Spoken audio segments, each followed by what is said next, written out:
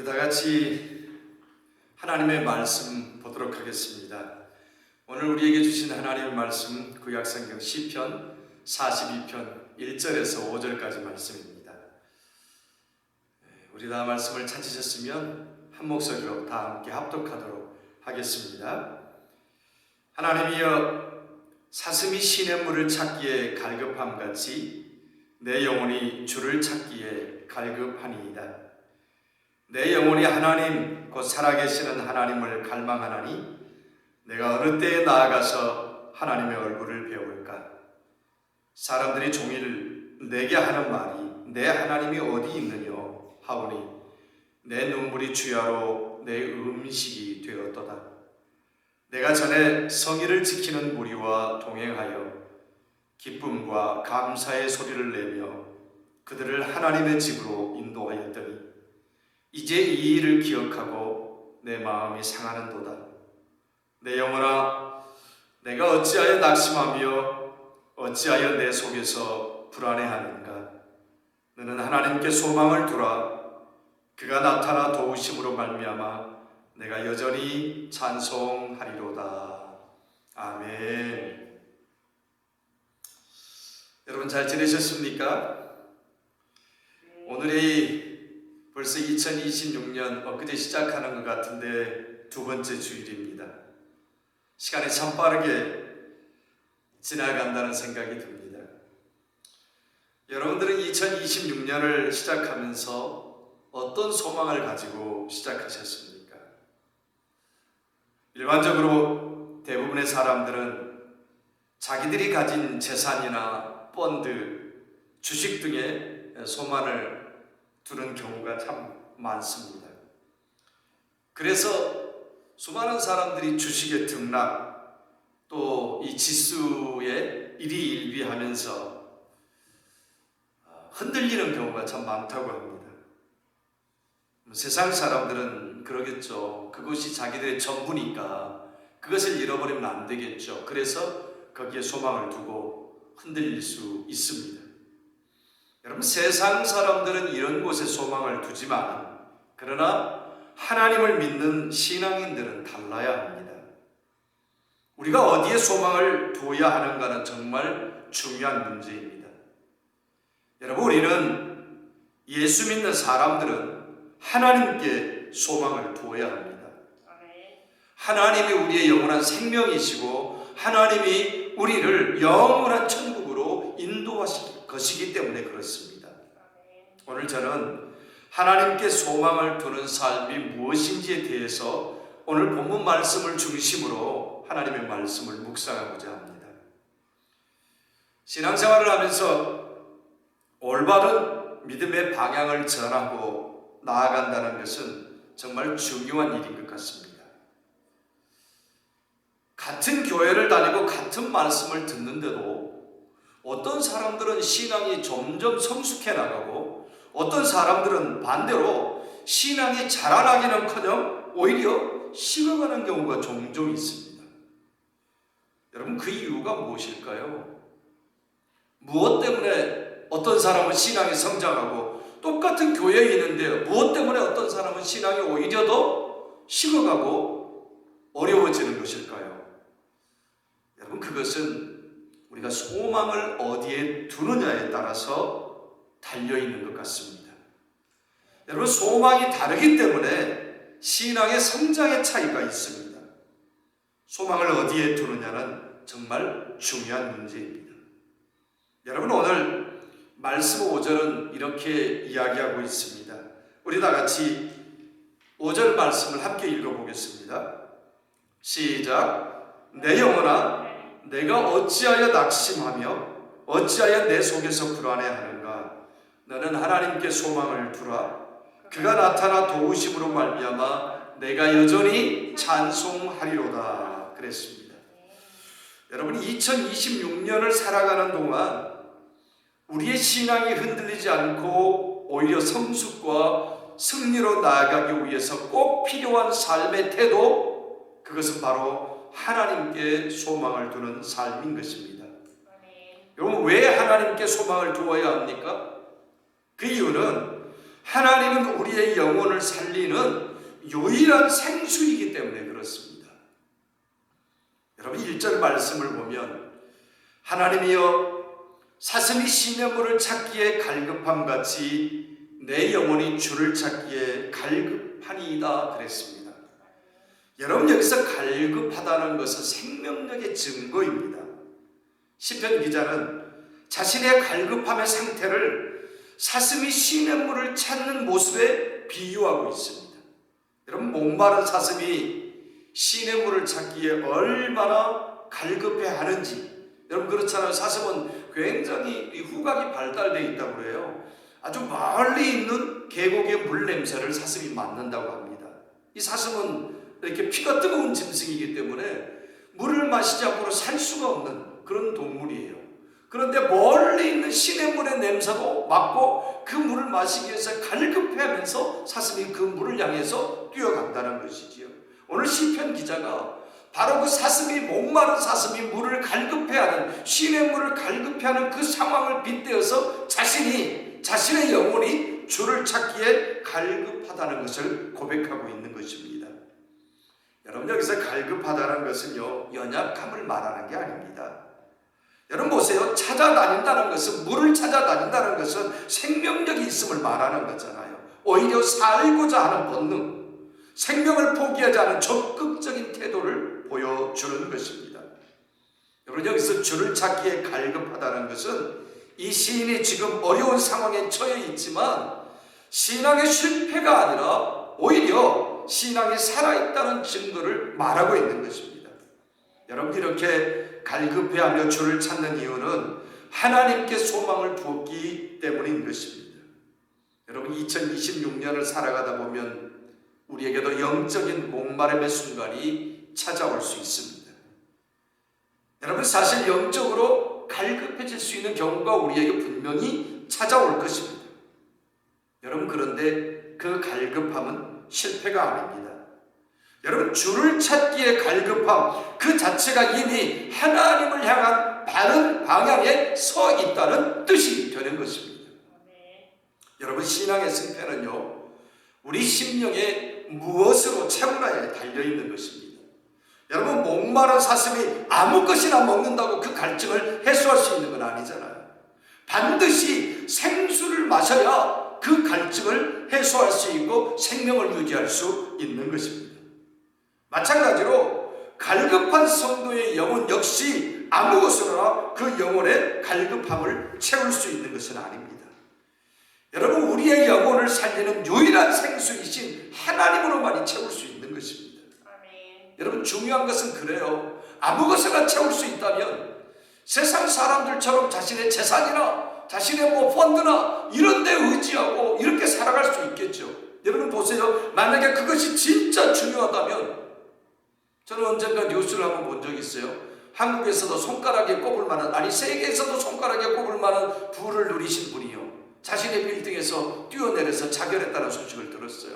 아니 돈이 행복의 조건이라면, 여러분 돈으로 영혼의 갈급함을 채울 수 있다면 그 사람은 왜 그런 어려운 선택을 했을까요? 여러분 그것은 분명히 돈이 우리의 영혼의 갈급함을 채울 수 있는 건 아니라는 거지요.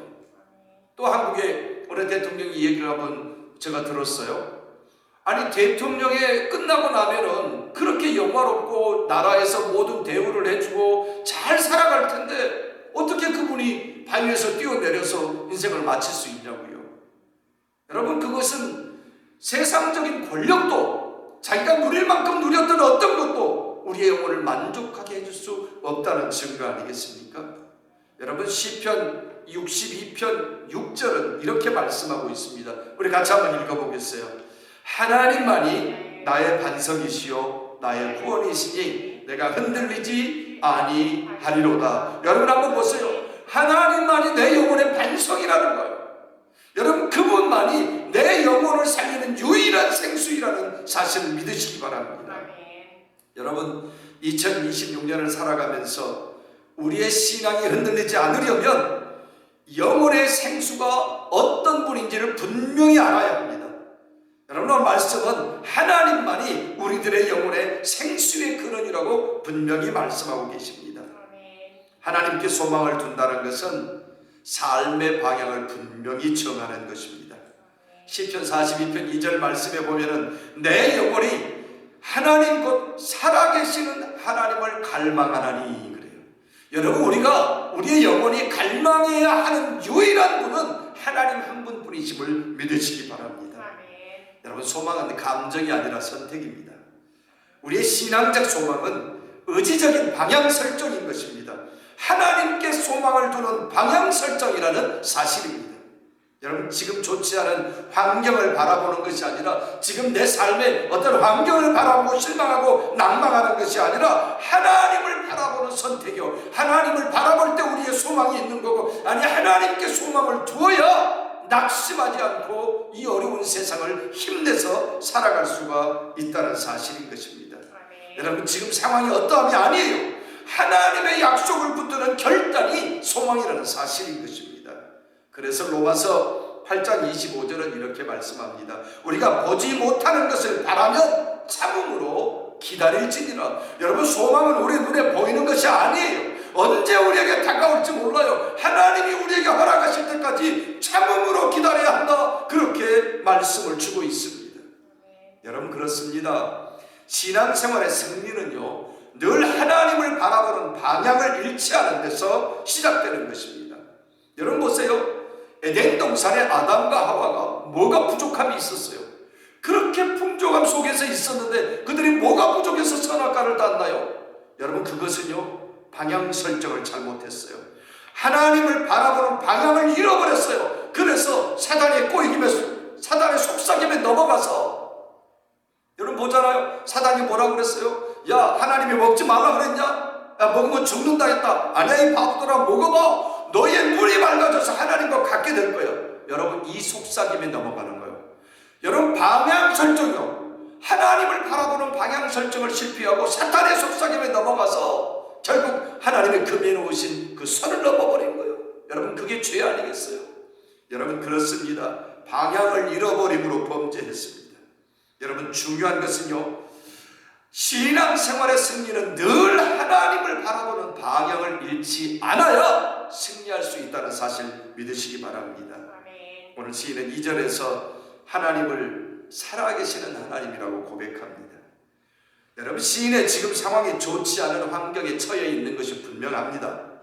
여러분, 그럼에도 그는 하나님을 살아계신 하나님이라고 고백하고 있습니다. 여러분, 이 고백은 시인에게 있어서 단순한 종교적인 틀 안에 존재하시는 하나님이 아니라 지금도 일하고 계시는 하나님이심을 고백하는 거예요. 여러분, 한번 보세요. 수많은 사람들이 하나님을 살아계신 하나님으로 믿지 못하고 성경책 안에 있는 하나님으로 믿는 거예요. 저 하늘에 계신 하나님으로 믿는 거예요. 나하고 상관이 없는 성전에만 계시는 하나님으로 믿는 거예요. 그러니까 그 하나님을 의지하지 못하고 하나님께 소망을 두지 못하고 자꾸 세상적인 것에 눈을 돌리고 자꾸 선악과를 따르려는 생각을 하는 거잖아요. 하나님의 말씀 안에 거했으면 좋은데 선악과를 따르려는 생각을 해요. 다른 속삭임에 넘어가서 하나님을 살아계신 하나님으로 인정하지 못하니까요. 여러분, 그렇습니다. 수많은 사람들은요, 종교적인 틀 안에 존재하는 하나님을 믿고 있습니다. 살아계신 하나님을 믿지 못하고요. 여러분, 그렇습니다.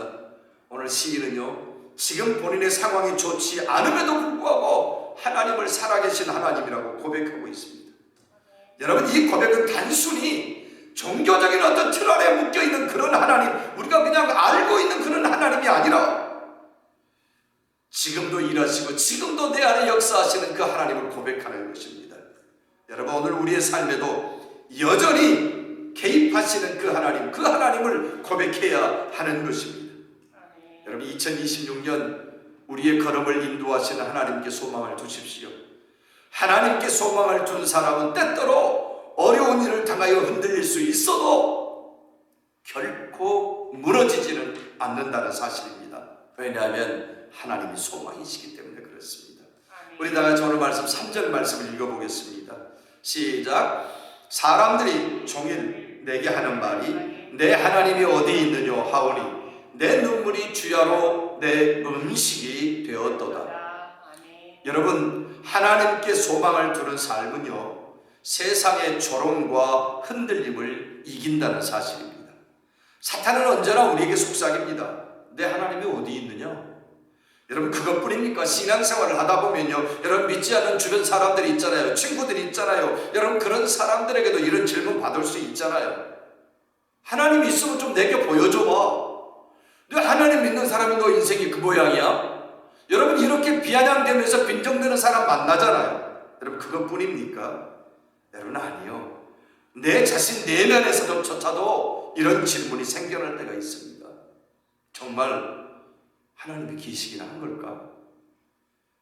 만약에 하나님이 살아계신다면 왜 나의 삶에, 내가 기도하는 일에 왜 즉각적인 변화가 일어나지 않을까?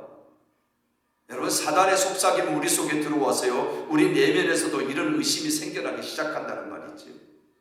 여러분, 이렇게 흔들릴 때, 이 흔들리는 질문에 성경은 고린도후서 5장 7절에서 정확하게 이렇게 말씀하고 있습니다. 다 같이 한번 읽어보겠습니다. 시작. 이는 우리가 믿음으로 행하고 보는 것으로 행하지 아니하미로다. 여러분, 한번 보세요. 소망은 당장 눈에 보이는 게 아니에요. 믿음으로 행하는 거예요. 언제 하나님은 우리에게 역사하실지 모르니까 그 하나님의 소망, 하나님께 소망을 두는 자는 역사하실 그 하나님을 바라보면서 인내하면서 기다린다는 사실인 것입니다.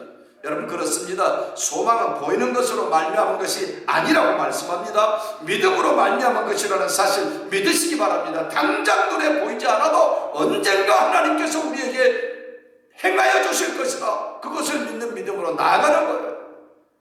여러분, 우리가 이런 믿음과 소망을 가지고 살아간다면 하나님은 하나님의 영광을 위해서라도 믿음의 사람들, 아니 자신의 백성들을 붙들어 주신다는 사실입니다. 여러분, 성경은 이사야 41장 9절에서 이렇게 말씀합니다. 우리 다 같이 한번 읽어보겠습니다. 시작. 내가 땅 끝에서부터 너를 붙들며 땅 모퉁이에서부터 너를 부르고 내게 이르기를 너는 나의 종이라 내가 너를 택하고 싫어하여 버리지 아니하였다 하였노라. 여러분, 한번 보세요. 하나님께 소망을 둔 사람이요, 하나님은 절대 그 백성을 버리지 않는다는 거예요. 하나님이 택하신 사람, 하나님의 땅 끝에서부터 붙들고 모퉁이에서도 붙들고 하나님은 언제까지나 붙들어 주시고 세워 주신다는 사실입니다. 여러분, 그렇습니다. 하나님께 소망을 둔 삶은 결코 헛되지 않습니다.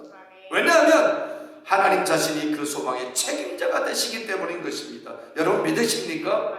여러분, 하나님께 소망을 두는 것은 우리의 책임이에요. 우리가 해야 될 일이에요. 나머지는 누가 해주시냐면 소망을 두기만 하면 알아서 하시는 분이 하나님이세요. 여러분, 하나님께 맡겨드리세요. 여러분, 하나님께 맡길 만한 것이 있어야 되잖아요. 하나님께 맡기는 게 신앙이에요.